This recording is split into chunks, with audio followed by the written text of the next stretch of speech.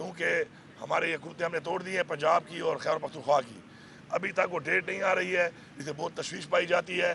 اگر ہمیں ڈیٹ نہ دی گئی تو ہمیں اپنے آئین کے تحفظ کے لیے پھر نکلنا پڑے گا.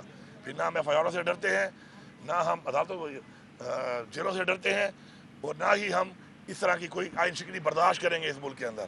تو ہم نکلیں گے اس کے لیے. دوسرا، عمران خان نے جو جیل بھرو تحریک کا آغاز کیا ہے اس سے ثابت ہو گیا ہے کہ ہم جیلوں میں جانے کے لیے تیار ہیں اب. تو اس کے لیے انشاءاللہ جس دن عمران خان اعلان کرے گا تو جو جیل ہمیں بتائی جائے گی ادھر ہم جیل میں پیش نہیں ہوں گے. ایک اتنا بڑا جلوس جائے گا کہ اتنی جگہ جیل میں ہی نہیں ہوگی رکھنے کی، اور ہم نے پہلے ثابت کیا ہے اس چیز کو انشاءاللہ. تو میں یہ سمجھتا ہوں کہ پاکستان میں جو اس وقت معاشی حالات ہیں، پاکستان میں اس وقت جو مہنگائی ہے، پاکستان میں اس وقت جو لا اینڈ آرڈر کی صورتحال ہے، نہایت ہی تشویشناک ہے. لوگوں کے حالات بہت دن بدن بدتر ہوتے جا رہے ہیں. اس لیے ضروری ہے کہ جلد سے جلد الیکشن کیا جائے. علی امین صاحب یہ بتا دیں، ایک تو خان صاحب نے جیل بھرو تحریک کا اعلان کیا ہے، اوپر سے آپ سمیت جتنے بھی پی ٹی آئی کے ممبر جن کے اوپر پرچے ہیں، چاہے کس قسم کا بھی پرچہ، اس پہ ضمانتوں کے لیے وہ عدالتوں سے رجوع کریں. تو جیل بھرو تحریک کا پھر مقصد کیا ہے؟ دیکھیں جی، جیل بھرو تحریک ہے اپنے آئین کے تحفظ کے لیے. ہمارا الیکشن کی ایک ڈیمانڈ ہے. آئینی طور پہ ہم نے حکومتیں توڑ دی ہیں اپنی، اس کے بعد ہم اس کے لیے ایک ڈیمانڈ کر رہے ہیں. اگر نہ مانیں گے تو ہم جیل بھرو تحریک چلائیں گے. یہ جو ہمارے اوپر ایک وکٹمائزیشن کے پرچے ہوئے ہیں اس کے لیے ظاہری بات ہے ہم نے عدلیہ کا احترام کرنا ہے.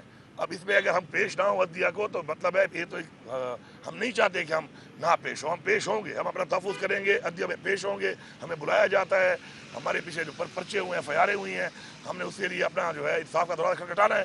جو جیل بھرو تحریک ہے وہ تحریک کا مقصد صرف یہ ہے کہ پاکستان میں جو آئین شکنی کی جا رہی ہے، جو لگ رہا ہے اس وقت، اس کے لیے پھر ہم خود جیلوں میں جا کے پیش ہوں گے. لیکن ان کی یہ جھوٹی ایف آئی آروں کے خلاف تو اپنا مقدمہ ہم لڑیں گے.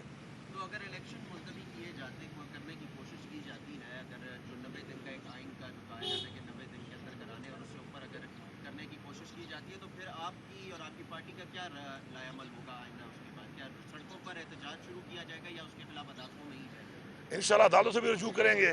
لیکن جو حالات چل رہے ہیں اس وقت، میرے خیال میں اپنے آئین کا تحفظ کے لیے اگر ہم لوگ روڈوں پہ نہیں آتے اور پوری پاکستانی قوم نہیں نکلتی اور انہی کے ہی کہنے پہ کہ اگر انہوں نے الیکشن کروانا ہے تو حکومتیں توڑ دیں. ہم نے حکومتیں توڑی ہیں. ہم نے ثابت کیا ہے عمران خان صاحب نے کہ وہ سیاست نہیں کر رہے، وہ پاکستان کی جنگ لڑ رہے ہیں اب. تو اس کے بعد بھی اگر یہ نہیں کرتے پھر تیار رہیں انشاءاللہ. وہ بات ہے کہ جی گھوڑا بھی ہے، میدان بھی ہے، سوار بھی ہے، انشاءاللہ پھر بھگائیں گے ان کو انشاءاللہ. پھر آپ کو یہ ڈر تو نہیں، آپ کی پہلے 2 آڈیو لیک کر چکے ہیں اور پھر کوئی وہ سر جی دیکھیں کہ سڑکوں کے لیے علی امین گنڈا صاحب کی آڈیو آ جاتی؟ سر بات یہ ہے کہ کوئی غلط چیز نہیں ہے آڈیو کے اندر. مجھے اچھی طرح پتہ ہے کہ میرا جو نارمل فون ہے وہ بگڈ ہے. اگر میں نے کوئی اس طرح کی بات کر رہی ہوں تو میں کوئی بیوقوف نہیں ہوں کہ میں اس فون میں پھر ہی بات کروں گا.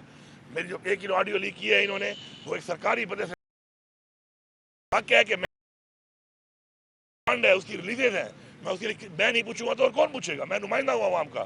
یہ میرے ٹائم کے فنڈ ہیں، اس کی ریلیز کی بات ہے. ان کو اتنا پتہ ہی نہیں ہے کہ میں بات کسے کر رہا ہوں.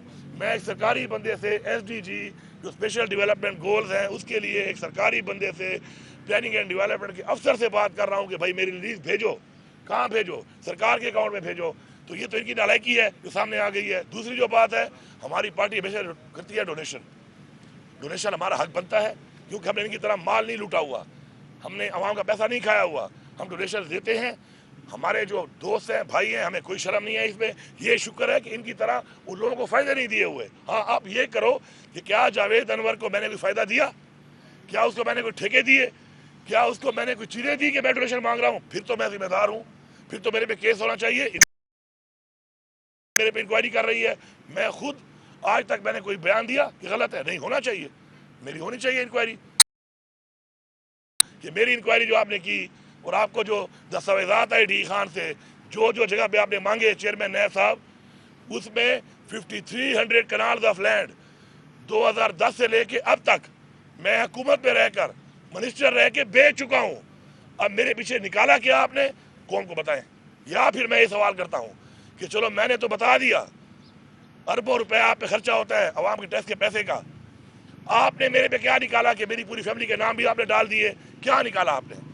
اور مجھے یہ بتائیں کہ یہ جو اوپن اینڈ شٹ کیس ہے، شہباز شریف کے اکاؤنٹ میں پیسہ آیا ہوا ہے، حمزہ شہباز کے اکاؤنٹ میں پیسہ آیا ہوا ہے، زرداری کے اکاؤنٹ میں پیسہ آیا ہوا ہے. آج یہ لوگ آپ سے ضمانت لے کر اس ملک کا کوئی وزیر اعظم بنا ہوا ہے، کوئی وزیر اعلیٰ بنا ہوا تھا. تو یہ بتائیں کہ وہاں پہ آپ کے احتساب کہاں ہیں؟ ایک اوپن اینڈ شٹ کیس میں मेरा रिकॉर्ड है, आप मांगे, मेरे पास इंक्वायरी करें, मैं हाजिर हूँ, मैं इस कौम को भी जवाब दे हूँ, मैं नैब के इदारे को भी जवाब दे हूँ, मैं हर तरह से जवाब दे हूँ और मैं खुश हूँ इस बात में। मैंने आज तक किसी भी फोरम पे बोला है कि मेरे साथ विक्टिमाइजेशन हो रही है, क्यों मेरी इंक्वायरी हो रही है? होनी चाहिए। जब मुझे शौक है सियासत करने का, मुझे शौक है अवामी खिदमत करने का, मुझे शौक है कुर्सी पे बैठने का, तो मैं इस बात का जिम्मेदार हूँ कि मैं अपना एहतसाब कराऊंगा और मैं उसके लिए हाजिर हूँ। लेकिन ये एहतसाब सबका भी ऐसा होना चाहिए।